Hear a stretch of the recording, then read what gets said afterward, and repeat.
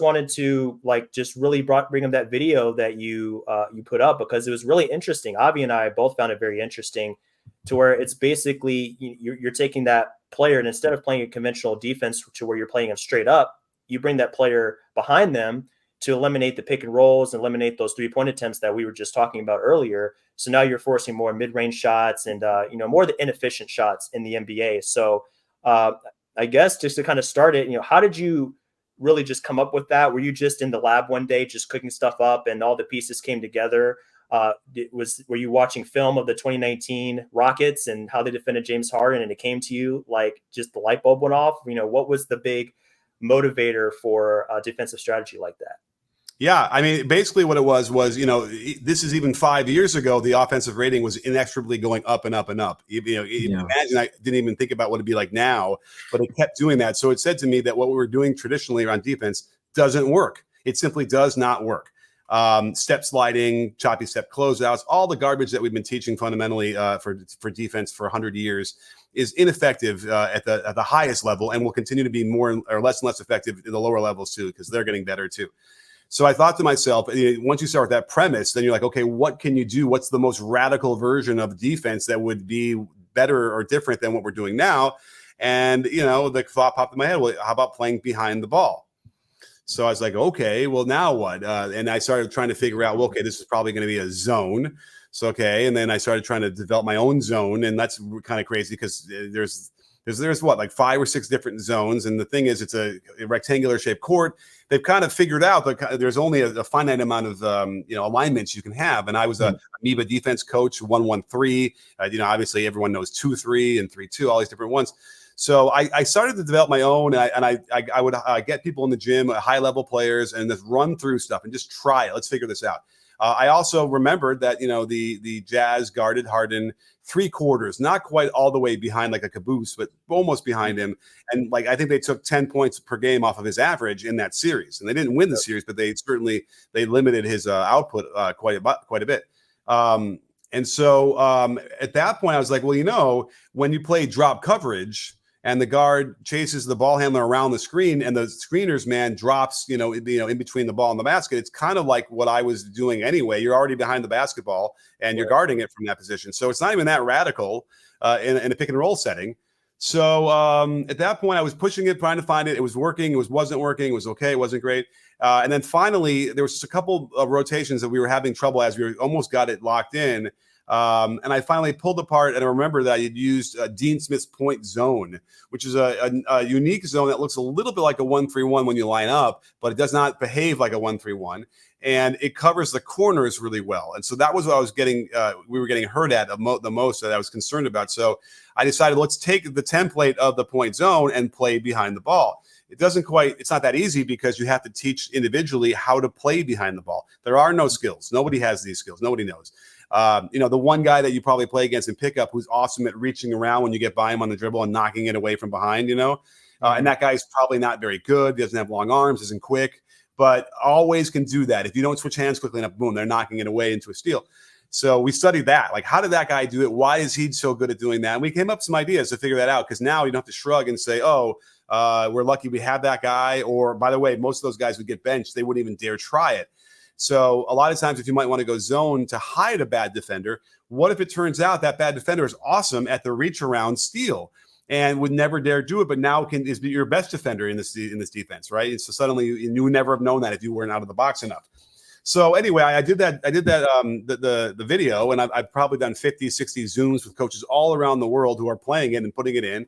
And it's working. It's causing a lot of havoc. No one is used to doing this. They don't know how to deal with pressure from behind like that. And I think it could very well be the next level. If you watched the Heat last night, I got to go through a little bit more carefully. But a couple people, somebody sent me over some clips, and it's possible that they're running it now, and I know that they're aware of it. So, which is cool, right? It would have been nice if they would have said, hey, thanks, we're going to use this. But either way, I'll take it if it is. But I got to really look at it closely.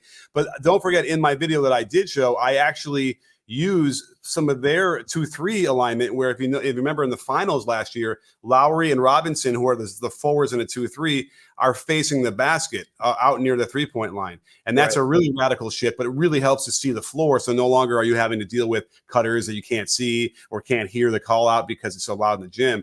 And it makes it hard to set pin downs on those guys or flare screens because you're facing and you see everything in front of you. So anyway, it's a radical thing to some degree, but it's not that radical when you kind of break it down. And all I can tell you is that it creates so much havoc.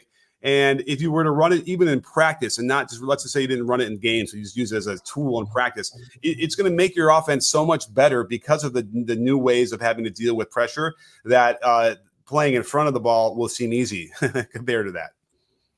Well, I guess speaking of keeping people on their toes, just off the cuff here, I wanted to ask you this question. So suppose NBA teams as a whole all started implementing this as a staple factor of their defense. Which teams do you think would currently do you think would be able to run it best, and which team do you think would be hurt the most by facing this sort of defense? Well, I interviewed Jose Alvarado the other day for the Pelicans, and he would be awesome at playing behind the ball without question. Yeah. And we have guys too who could sink and fill because you don't need the center is just between the ball and the basket like a windshield wiper, right? He just stays between the ball. It's really easy to play. If you're big and oafy and you can't move, great. So it's great for that. But by the way, if you ended up going like Draymond Green, there's some fun things we can open up and have him actually close out to the corners a little bit and do some other things, which would really be awesome as well. So the Warriors would probably be really good at that too. We got long like Wiggins and Kuminga and Draymond. That would be really fun. Yep. The Pelicans without question. I think the Heat, as far as teaching goes, they would probably be the best at it too, because Spoelstra really knows how to teach and implement stuff and get the most out of his players.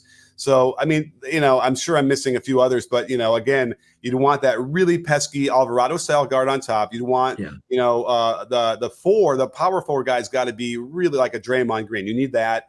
And then it's awesome when you have the wings who are long and quick. So if you have a couple of those guys too, I imagine it's also like the Clippers, if you have to have Kawhi and Paul George on the wings and, I mean, listen, even Russ is playing like, energetic defense in this 20 minutes a game, Terrence Mann, would probably be pretty good at that too. And then, Zubats would be great in the 5.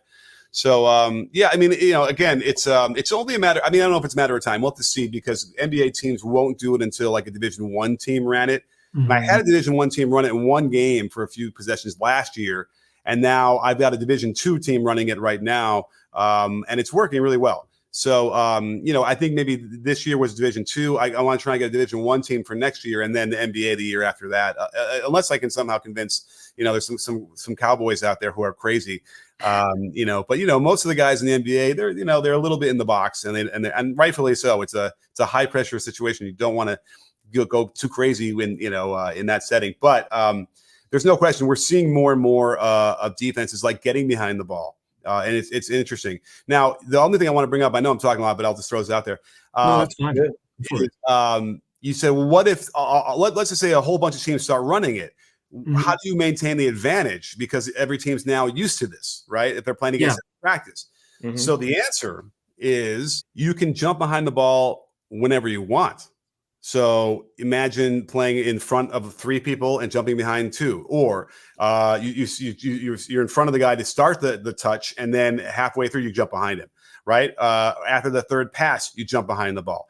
So you can now randomize when you jump behind the ball and when you stay in front to the point where the offense will just have no idea when you're going to do it or what you're doing. And even some of the teams that don't get all the way behind are driving me nuts because they don't get all the way behind, but they'll be like next to the player with the ball on the wing. But there's a center in front. So they can't just go to the basket, but they get confused and they freeze, which is great. Like freezing is good. Confusion is awesome.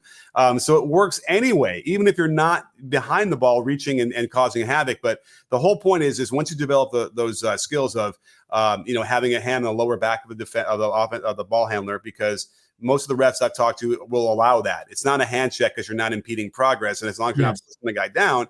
So, what you're doing is eliminating off the dribble threes, because no one's going to shoot a three with somebody breathing down their neck off the dribble.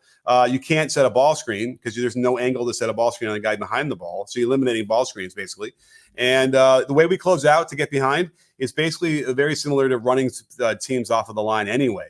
So you're effectively eliminating, or not eliminating, but limiting 3-point shots severely, and you're eliminating pick and roll basically. That is probably the best part of the defense.